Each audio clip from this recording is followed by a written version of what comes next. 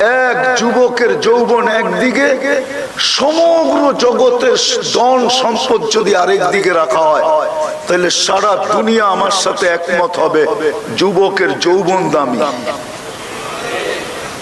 আজকে তুমি যুবক হিসাবে আকর্ষণের পাত্র কি দিয়া?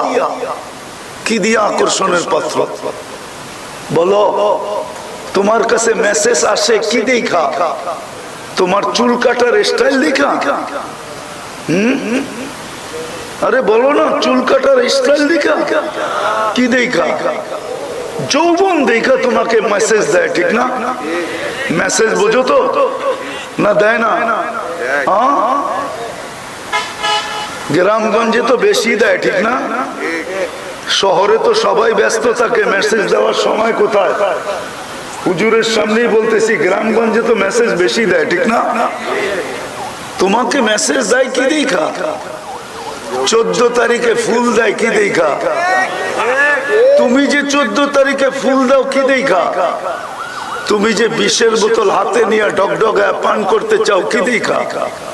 বলো কি দেখা? গলায় ওড়না নিয়ে ঝুলা যেতে চায় কি দেখা?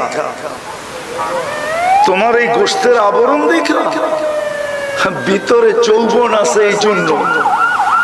যৌবন যদি না থাকতো তোমার দিকে কেউ তাকাইতো না। এই জন্যই তো আল্লাহ তৃতীয় লিঙ্গ বানাইছেন। তৃতীয় লিঙ্গ দুনিয়ার মানুষকে বুঝানোর জন্য যে দেখ তৃতীয় লিঙ্গ, ওর দিকে কেউ চোখ উঠায় তাকায় না, শুধু সামনে পড়লে একটু হাততালি দেয়, এটুকুই শেষ, কেউ ওর দিকে তাকায় না। আল্লাহ তৃতীয় লিঙ্গ তো এই চিন্তা করার জন্য বানাইছেন। যুবককে চিন্তা করানোর জন্য তৃতীয় লিঙ্গ বানাইছেন।